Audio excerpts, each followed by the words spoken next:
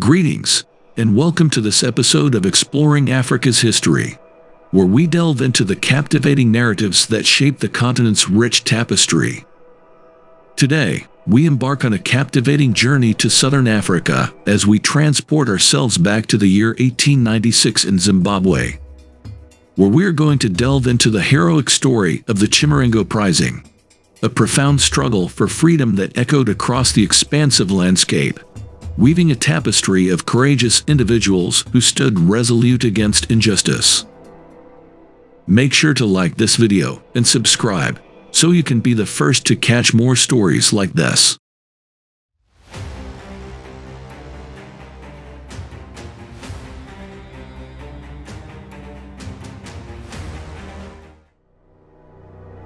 Picture a dark scene of seeing your ancestral home, fields, and all that's familiar slowly fading away. That's what happened to the Shona and Ndebele peoples when around 4,000 British settlers came in, grabbing land and resources. And the drama didn't stop there. Throw in challenges like drought, swarms of locusts, and the devastating cattle disease known as rinderpest. It was a very dark time for the indigenous communities by the time, as the whites started exploiting the land, searching for minerals and claiming the people off the fertile lands for agriculture. They also killed and enslaved those who resisted. Yet, with an adversity, hope emerged. Mlimo, a powerful spiritual leader, spoke to the people's anger, proclaiming, "These troubles, they aren't bad luck. They are because of the white men."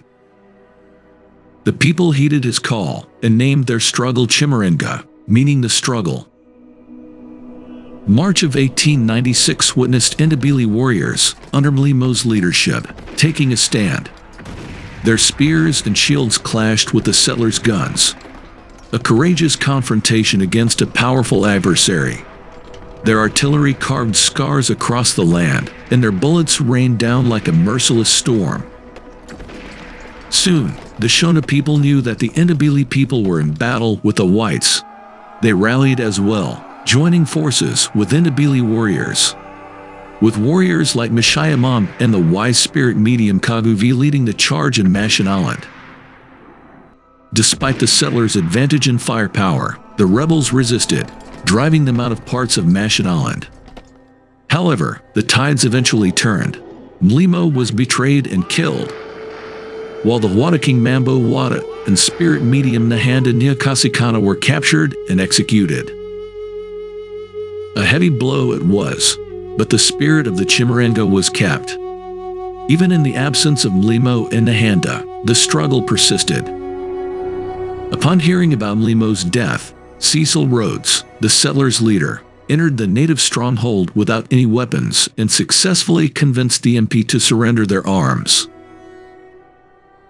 The war concluded in 1897, resulting in the seizure of the land, renaming it Southern Rhodesia and subjecting it to company rule. The following decades, the British would continue to colonize the Shona and Ndebele people and enslaving them, forcing the people to build the roads and cultivating for the settlers. Also, the British imposed taxation which was known as hut tax, which was used to build towns, railways, and to upgrade the mine fields. All this to strengthen the Southern Rhodesia government. Nearly 7 decades later, the Second Chimurenga, also known as the Rhodesian Bush War, erupted in 1965 during this difficult time among the black population of Rhodesia, which was once a British colony, were facing racial discrimination and unemployment. Pivotal figures like Joshua Nkomo and Adabaningi Sithole emerged as the torchbearers of change, leading the charge against the oppressive policies of Prime Minister Ian Smith's white minority government. Joshua Nkomo, a charismatic leader, steered the Zimbabwe African People's Union, ZAPU, channeling the aspirations of those seeking political and economic justice. You know that there is a war in Zimbabwe. The war in Zimbabwe is about land. Simultaneously, Adabaningi Sithole spearheaded the Zimbabwe African National Union, ZANU, advocating for armed resistance as a means to dismantle colonial rule. there shall be a total transfer of effective power to the African majority. The movement gained momentum, evolving into a multifaceted struggle that combined political activism with guerrilla warfare. As the conflict intensified, neighboring countries like Mozambique and Zambia became crucial to the liberation movement. Training bases, notably Chimoio and Mozambique, became hotbeds of guerrilla activity. Meanwhile, a new force rose within the liberation movement. Robert Mugabe took the reins of ZANU and became a pivotal figure in diplomatic negotiations. The late 1970s saw the Lancaster House Agreement, a turning point in the conflict. Representatives from the white minority government, black nationalist groups, and the British government converged in London to chart the course for Zimbabwe's future. The agreement outlined a transition to majority rule, setting the stage for elections and the establishment of an independent Zimbabwe. On April 18, 1980, the culmination of years of struggle and sacrifice was realized as Zimbabwe declared its independence.